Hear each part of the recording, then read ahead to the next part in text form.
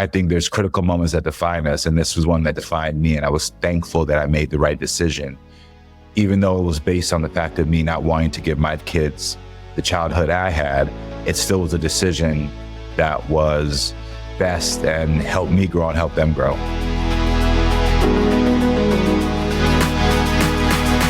Welcome back to Ideas of Order, a California Closets podcast dedicated to answering the question, what does home mean to you? I'll be connecting with friends and creators to talk about the memories and practices that mean the most to us and the spaces that have held us through it all. I'm Jeremiah Brent, and today I am so excited and thrilled to introduce someone who has profoundly impacted my life this year through both friendship and a few months of filming.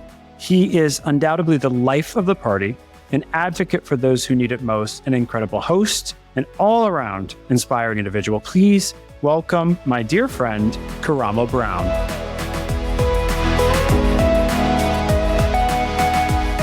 Karamo, I miss you. I miss you too. What number am I of the guys that's doing this? Am I 1, 2, 3, or 4? Don't start with me. Where am I? You're number 2. Good. Who's number 1? Tan. Not this season. It was a different season. First season. Oh, that bitch. How dare he get on another season? Well, I've known her for a long time. You have. I just love hearing about it.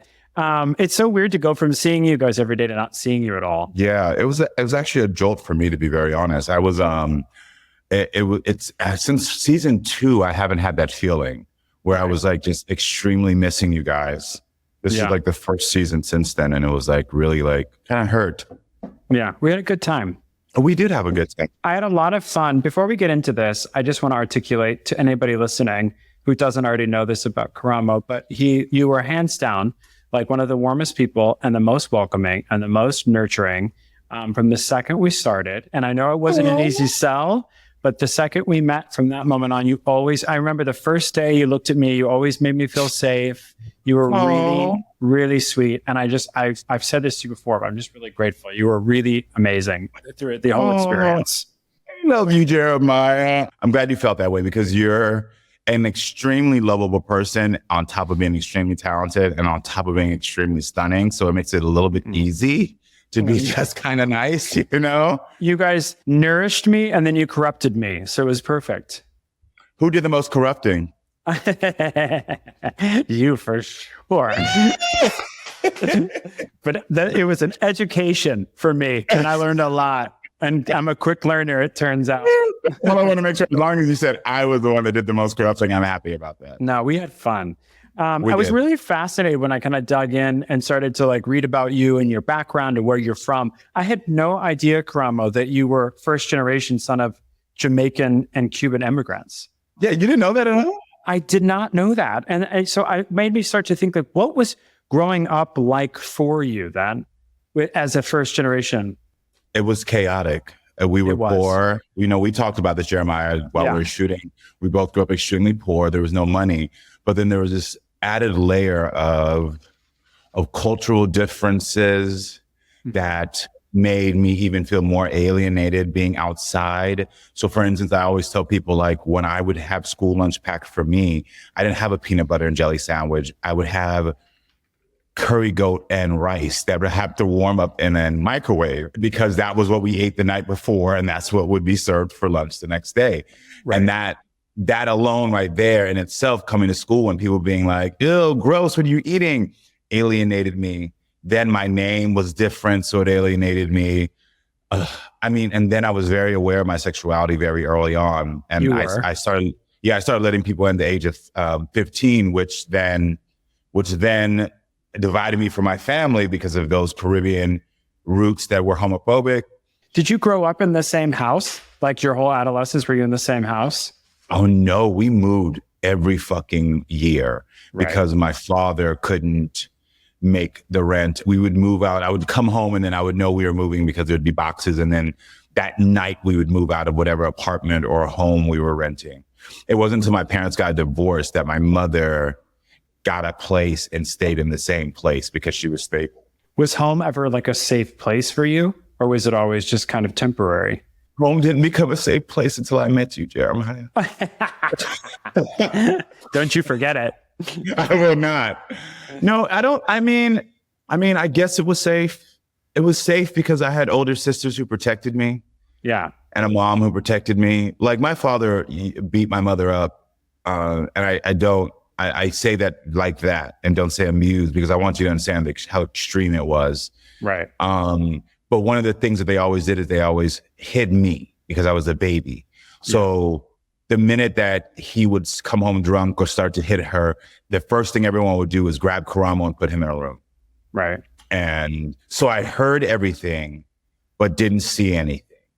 So that was sort of the theme of my childhood is I heard everything, but they shielded me. Wow. I knew the family hated me because of my sexuality, but my mother would make sure that I didn't go around those family members. So I heard them talking about me and I would hear them in the other room saying I was a faggot and I should die, but they didn't say it to my face. I would hear my father beating up my mom, but I didn't get to witness it. I saw the bruises after. And so that just leaves and like marks on you and scars on you for the rest of your life. But it's what made me want to help people.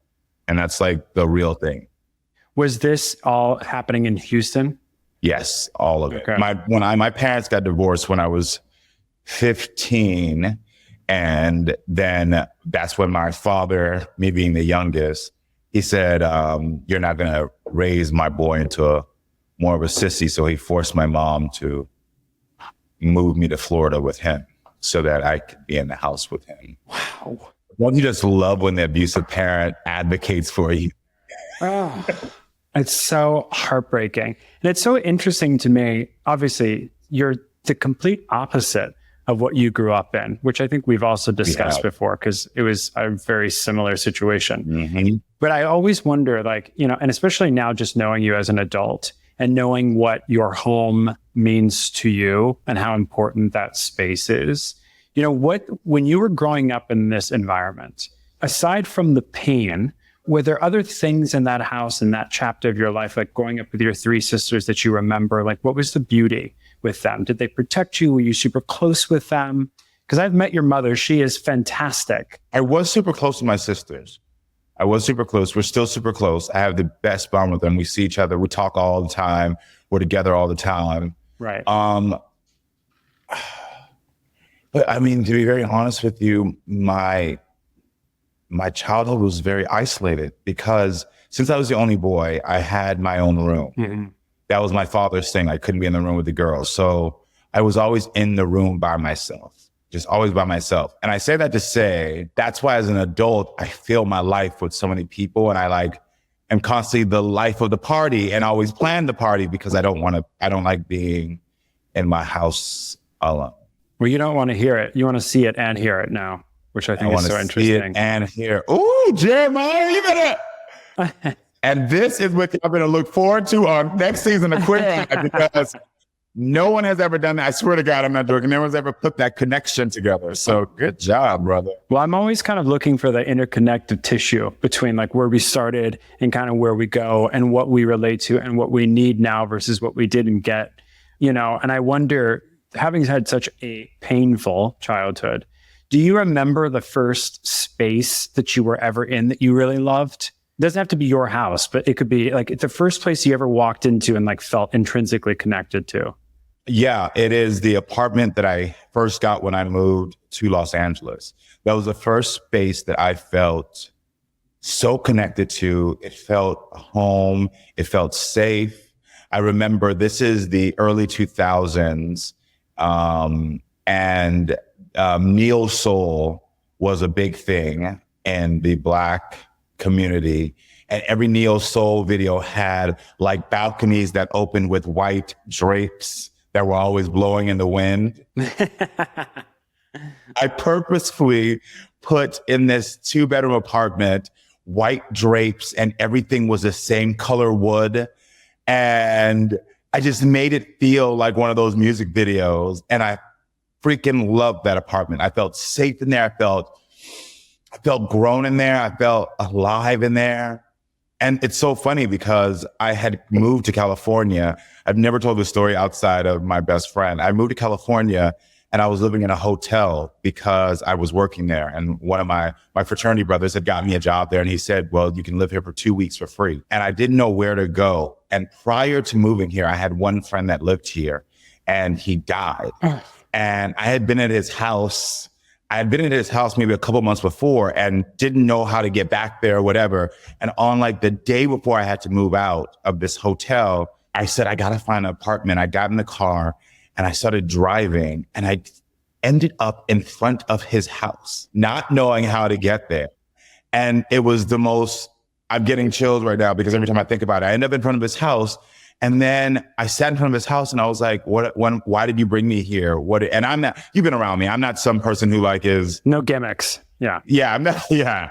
But in that moment, I was like, what did you bring me here for? What am I here? What are you trying to guide me?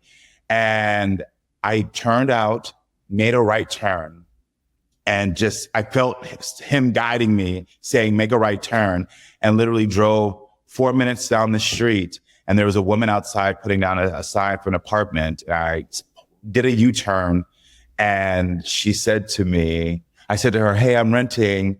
And I was like, but I don't have any credit, but I can pay 2 months rent or something. And this woman, who still manages this building, gave me an apartment out of the blue, which became my safe zone. And ironically became the safe zone for almost all of my friends that moved here, because everyone moved into that apartment and lived in that apartment at some point.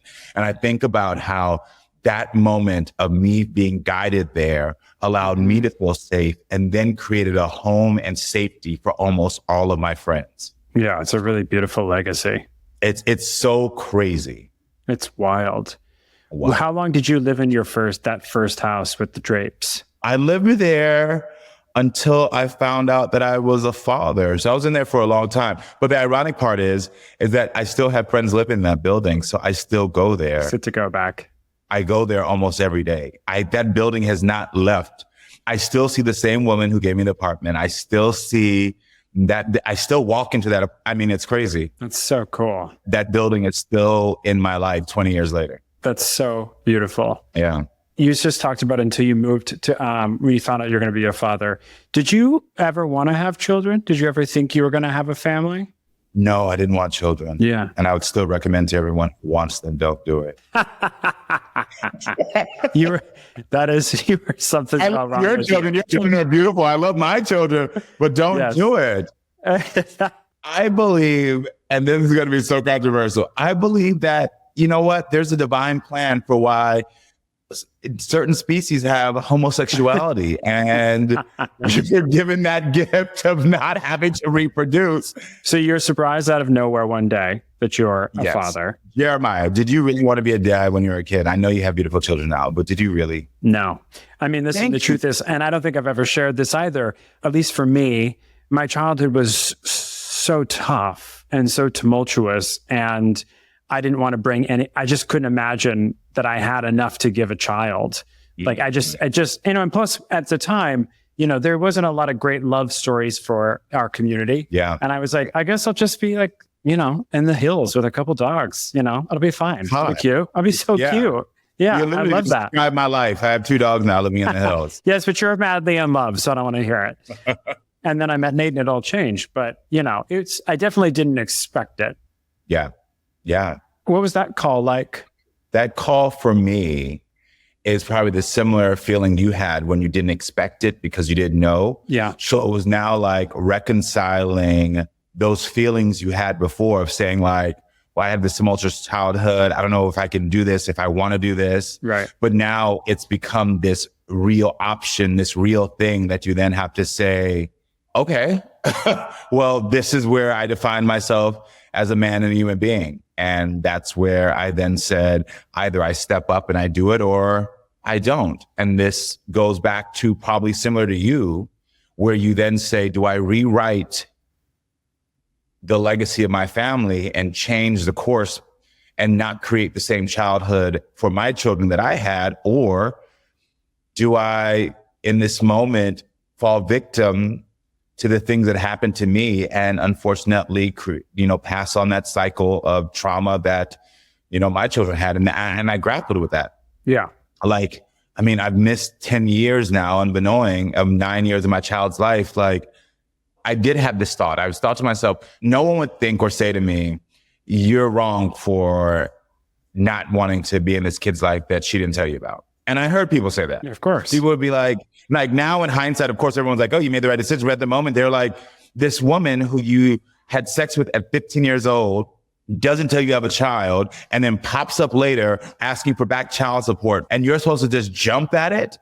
People were on my side. They were like, you don't need to do this. You don't need to be a part. You don't even know if this is blah, blah, blah. But in that moment, it was reconciling those feelings I had. And I think that all of us as human beings have those moments consistently where we have to ask ourselves, who are we going to be? How are we going to change for the better? And those critical moments come, I think, pretty often. Mm-hmm. And they sometimes are big moments like a kid, or sometimes small moments like a decision when you see someone hungry and you decide to pretend like you don't have any money on you, or you decide to maybe walk in a store and buy something for $1. I think there's critical moments that define us. And this was one that defined me. And I was thankful that I made the right decision, even though it was based on the fact of me not wanting to give my kids the childhood I had. It still was a decision that was best and helped me grow and help them grow. Were you different than you thought you would be as a parent? Yeah. Cause I'm really strict. Really? You and I are strict parents. Well, I like to say consistent. Just consistent. That's cute. I like that. I thought I was going to be a lot tougher than I am. I'm really yes, I'm consistent, and they don't there's rules, but I thought everything I thought I was going to be is different. I'm different than I thought, which I'm happy to report, because I look back at what I thought I was going to be, and I wouldn't have wanted to be that anyway. It's fascinating to break a cycle. It is fascinating. I don't mind being the strict dad. I think for me, raising boys, I felt like I needed to be stricter because I really wanted to make sure that they didn't fall prey to some of the stupid shit boys fall prey to. Yeah. And it's tough. It was tough. But yeah, I mean, it's great now. But I think more so what they did is they gave me a chance to focus. I wouldn't have this career if I didn't have kids. Really? Why? Because I was a train wreck that didn't heal my past, that loved a fucking party and a fucking 2-drink minimum. Are you kidding me? Well, some things never change. Exactly. Some things never change. But what happened is when I became a father, I stopped everything. Everything was about them. Everything was about them and my career, their futures, my future. And I honestly believe they saved my life. What was the impetus for adopting Christian? So Christian is my biological son is Jason, who I received when he was 10. And then I stayed in the state of Texas in Houston while I had gotten custody of him for 1.5 years to allow him to be close to my family and his mother's side, sort of that transition period. And during that time, his little brother was being molested, and I was a safe placement, so they didn't have to put all the kids in foster care. Right. And it's just during that time, it was supposed to be for, 6 weeks, I think, something short like that, turned to 6 months, and then 6 months turned to 1 year. And then one day he walked in my room and called me dad. And I was like, oops, well, he's doing better. So he's doing extremely better. So how about take them both? You know what I mean? So just dumb. Not dumb. The biggest heart in the world. In the moment, dumb. I was 26 with literally no money doing. You were a baby. I was 26 and said, let's take on another fucking kid. Oh, wow. Dumb, but yes, in hindsight, great, all, sweet and all that stuff. Everything is, I tell this story now and it's always great to tell because it sounds so sweet and lovely. But in the moment, the reality of it was like a shit show. In my mind, the kids didn't know it was a shit show, but I knew it was a shit show. Right. I can't imagine being 26 with that type of responsibility overnight. With a 10-year-old and a 7-year-old.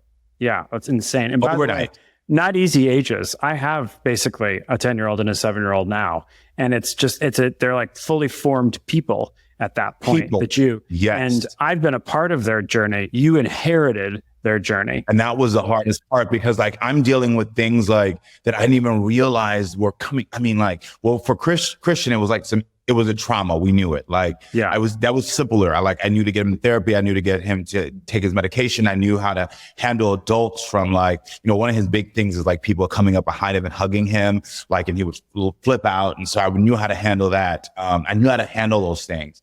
But Jason, on the other hand, he had been just rejected his entire life because he didn't look like his other 4 siblings because they had a different father. They were lighter skinned. He was told that he wasn't as attractive as his siblings. He was told that he wasn't smart, that he wasn't going to amount to anything. And so when I got him and I would tell him that he could do anything in the world he wants to do, he didn't believe me because he spent 9 years of his life telling him that he wasn't good enough and that he would never be anything. And so I was fighting against his past while trying to build him up for his future. It was like, girl, I'm 26. I still didn't reconcile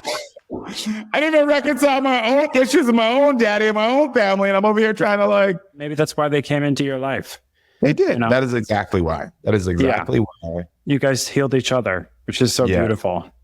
When did you come out as gay? Well, I don't use the term coming out, and I'm trying to abolish. Yes. What are we calling it now? The term is, and what the actual act is letting people in. You didn't come out. You let people in. That's right. You let people in, Jeremiah. You're right. And I think what happens is that when we start, I think the term coming out was an empowering term that men and women and trans individuals and queer people use because it's empowering. It was like, I'm not going to let me hide. I'm going to be out. But now it's a bit antiquated. You're giving the power to someone else to deny or accept you. You're creating this space where someone else feels as if they are entitled to knowing every part of your life, which is not the truth. And I don't want to raise another generation of LGBTQIA people feeling as if people are entitled to know every part of them. I am not ashamed of any part of my life. I am not ashamed of who I love or what I do, but everyone is not worthy of being let into my house. The same way everyone is not being worthy of being let in my front door. I don't let every stranger in my front door because you forced me to. No. So I started letting people in who I trusted and who I loved at the age of 15. Wow. I never looked back. Never. She couldn't, girl. She couldn't. Jigs up, I guess. She couldn't.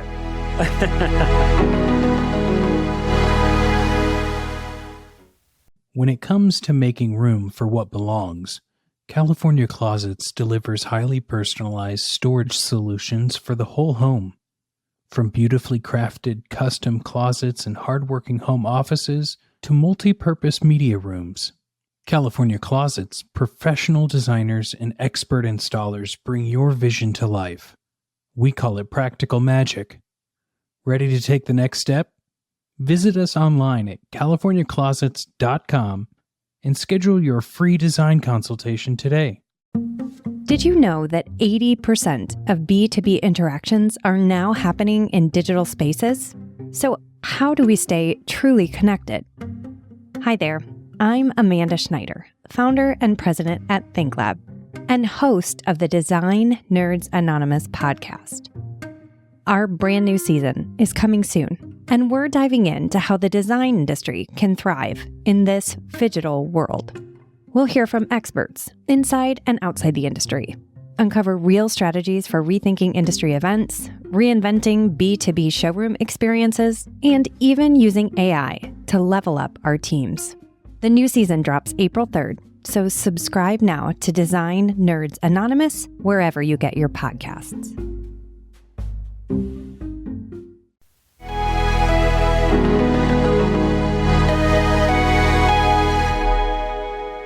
Can I ask you a question now because I want to get into kind of like your professional life and your career and stuff, but just full circle, given where you came from, the environment that you grew up in, can you speak to your home now and the environment that you've created and what it means to you? Like, what does that space feel like to you? I've created a sanctuary. My house is bright because I felt like growing up, there was always darkness around.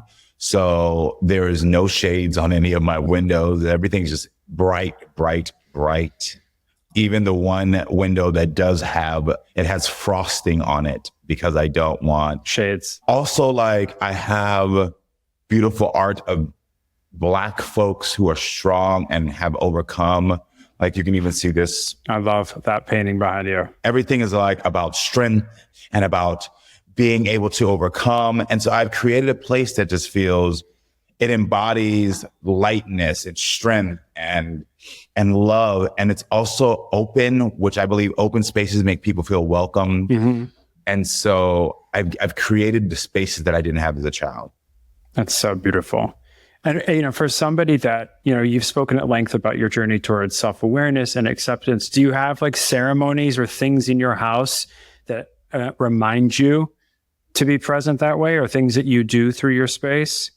Well, I'm really organized and I'm really neat. So I believe in making, so I joke, my house is always ready for guests because it is, and maybe it's the way that you grow up in chaos, my house will never be in chaos. And so I think that is a practice of like making sure everything looks beautiful for myself, because I would like to walk in and everything be beautiful because it makes me feel calm. I like my fridge to be organized. Oh, I love to walk in and, you would not believe how many people walk into my fridge and they're like, there's some Kardashian friend. I'm like, why don't you just organize your fridge? You don't have to just store everything in there. Like, just clean that bottle, bitch. Clean the bottle. Turn it face forward. Like, I don't have kids. I get the girls that have kids. You can't maybe not do that. Okay. No, you can still do it. This girl's got kids and I keep a clean refrigerator, but I'm a psycho. I believe that. I'm a psycho too. I believe all of us on the cast are psychos. So. For sure. There's definitely some common thread. Can I ask you, where did this come from? Your ability to read people and your innate ability to connect with someone, because I watched it firsthand. And more importantly, and I think what I will spend a long time trying to explain to people about the four of you is you're so much more than people even understand. I mean, Karamo would walk into a room and whether or not people were being produced to do something, he would turn around and go, that is not what's happening. That is not what she's going through. That's not the story. And I'm going to do this. And he would get to the core of what was going on, but you could do it instantaneously. Where did it come from? First of all, thank you. Well, I mean it. I can't wait till we start going on a press tour for this season, because the greatest gift you gave us and gave me is you do a job for so long, you start to forget, you start to be jaded, you forget the magic. And watching this show through your eyes this season made me fall in love with Queer Eye in a way that, I mean, like, I've always enjoyed it. I've always loved it. So it's not like that, but watching it through your eyes, I started to fall in love with the heroes even more. It was like, it's so crazy. I'm so thankful for you for that. Like, you brought this breath of fresh air that reminded us of what we were doing was special and what we were doing, and that we have a skill and that we have gifts. Because being together for so long, we started getting into a routine. We know that Tan's doing this, I'm doing that.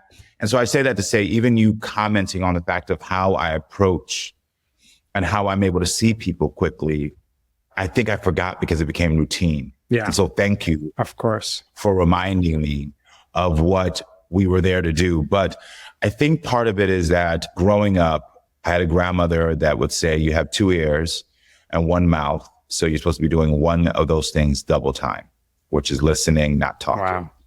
And so I spend a lot of time empathetically listening. And I think it's a skill that we could teach more.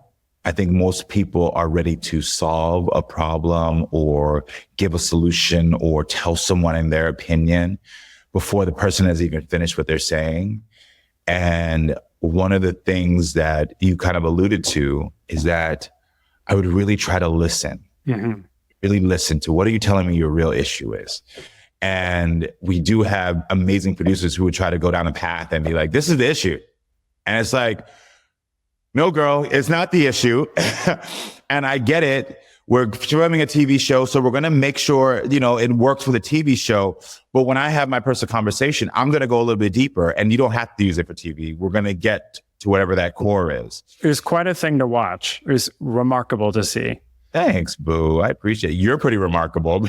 Oh, no. But I'm serious. I've talked about this before, but I'm serious too. You're fucking remarkable. no, but it's crazy. I mean, you could walk in and you could zero in, and sometimes it's just energetically. Sometimes people didn't even say anything, and you could tell, and the thing about this show that I'm going to spend my entire life trying to articulate is that I've done television for 13 years. This show is real.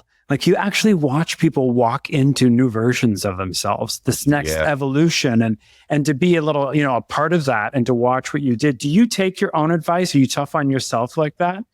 No. I barely take my whole advice. I love giving advice. But that's true for anybody who works in that's true. We don't give our own advice. No, I don't take my own advice. Oh my gosh, if I took my own advice, I wonder what my life would really be like. But no, I don't take my own advice.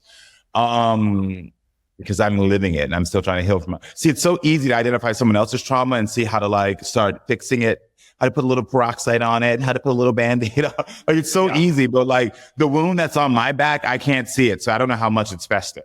So I can never take my own advice to fix it, because that's why I need to, we all have to reach out for our own help. But it is amazing with our show where it is mind blowing to me, even after 9 seasons, that you really see somebody on a Monday and by Friday, they are a completely different person, and they are completely entranced in this experience that you don't even realize. It's beyond.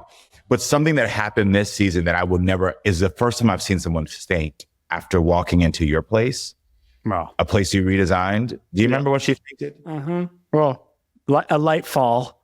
It was probably one of the most powerful moments I've ever seen. She was so thankful and taken back by your thoughtfulness that I was blown away. I was like, oh my gosh. Well, Jeremiah is Michael Jackson. Thank you, I think. He just, So Michael Jackson, in the sense of how people fainted for him. You go to a concert, people faint. No. It was everything. It's this collective energy of. It is a collective energy. But bitch, you made someone faint. No. You made someone faint. And listen, natural stone will go a long way. That's all I can say. Do you like doing television? Because you started the 15th season. You were on The Real World in Philly. You've been doing this for a while. Do you like television and what it is and what it represents? I love it. Girl, she's a star. She is a star. She's got a talk show, folks. She's a star. I like the business side of television more, to be honest with you. Yeah. I always tell people it's called show business, and I love the business side a lot more. Having conversations and talking to a brick wall, I can do all day long. Yeah, I mean, you've been with me. I make friends very easily. Very easily. Very easily. I'm somebody who is in 2 minutes, I'm like, I want to talk to them. And then we're friends. We've exchanged numbers. We're hanging out later. You know that about me. So that makes this show side very easy for me, because I have no problem connecting with anyone. But the business side is what excites me, of trying to figure out how to make this work, and how do you make something a brand that's going to sustain? How do you figure out how to help people in this way that's going to be not only beneficial to them emotionally and mentally, but also lucrative for you as a business person? That excites me about this. And I will stay in this business because of that. You're on the side of television that's spectacular, because I've said this before, but good television, the type of television that you could sit in the safety of your living room and learn something about the world or yourself or your journey and connect to people that look entirely nothing like you. That's what it's supposed to be about. That's when it's perfect. That's when it changes everything. It's when it shifts the dynamic culturally. So that's what you've been a part of since day one. Thank you. Yeah, Real World was that. I mean, being the first openly gay African-American on reality television. I mean, from that it shifted the conversations beyond. And then to continue on. Was that house clean inside? Explain to me. Fucking disgusting. Oh, I knew it. It was disgusting. No.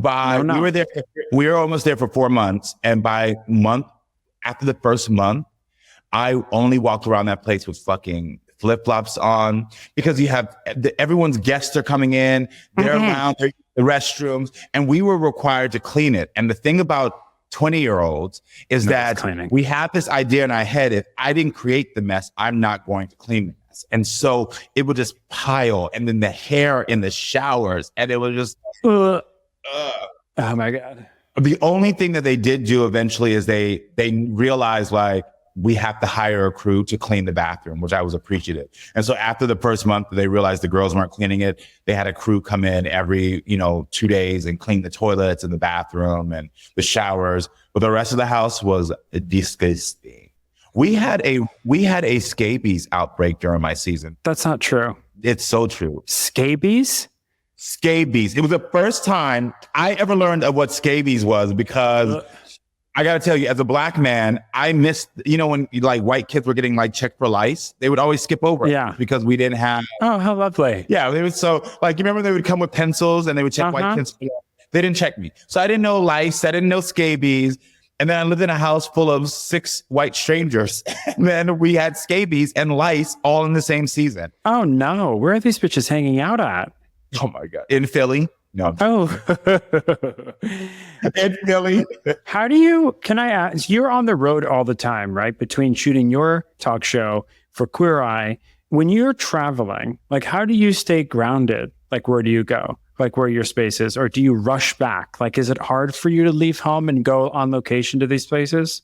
It is extremely hard because I love my home. Mm-hmm. And when I'm away, I have now made it a routine over the past 6 years that the minute I'm not on camera, I'm on a flight to be back in my home. I can vouch for that. Yes, you can vouch for that. There was 5:35. Gotta go. She's on a plane. She's home in her bed. And we love that jet suite. She loves it. And the same thing for New York. Like I film on the East Coast in Connecticut, my talk show. And I finish at Friday at 5 p.m. And I'm usually on a 7:35 flight to LA. And even if it's just for 3 days, I truly believe in just being in my home because I unfortunately have not had a career that has ever allowed me to be in my own city. Yeah. And it's so torturous and like weird, like tricks that like I know everyone else I know works in their cities. I know. And every show I have ever booked has taken me away from my home. And I'm like, what is that about? There's something that the world, that God, the universe is going to reveal to me one day of why this has been the life that has chosen where it's taking me away. But right now I'm like, okay, girl, I'll go with it. But just know I'm going to be home every second I can. So my sanctuary is home. But when I'm away, I do bring things with me to make sure my home feels like home. Like I bring certain like candles. I bring certain music with me. Music players. I just do things so that wherever I go, it feels consistent. Also, whatever place I'm staying in, I paint, I redecorate. I redecorate. Did you know that in the hotel where we were staying, the hotel that I was staying in Vegas, I redecorated it? No. Bitch. I'm not judging you. I did the same thing in the house that we were in. Redid you the whole have thing. to. Yeah. You have to because you know this better than anyone else. Your space is your peace. And like, I can't walk into a space and feel so uncomfortable. So girl, I need to move things around. I need to get new pillows. I need to get new throws. I need to get new art for the wall. I need to put pictures up. Like every place I go, I print pictures of my partner, of the kids. I print them and put them next to my side bed. Like this is in hotel rooms because I want to walk in there and feel like I'm still in my home. Yeah. I'm inhabiting this place. Yeah. Yeah. Right now in your life, where do you feel the most at home? In your arms. Well, come on over here, Boo. Okay. That was quick. Where do I feel most at home? In Los Angeles, obviously,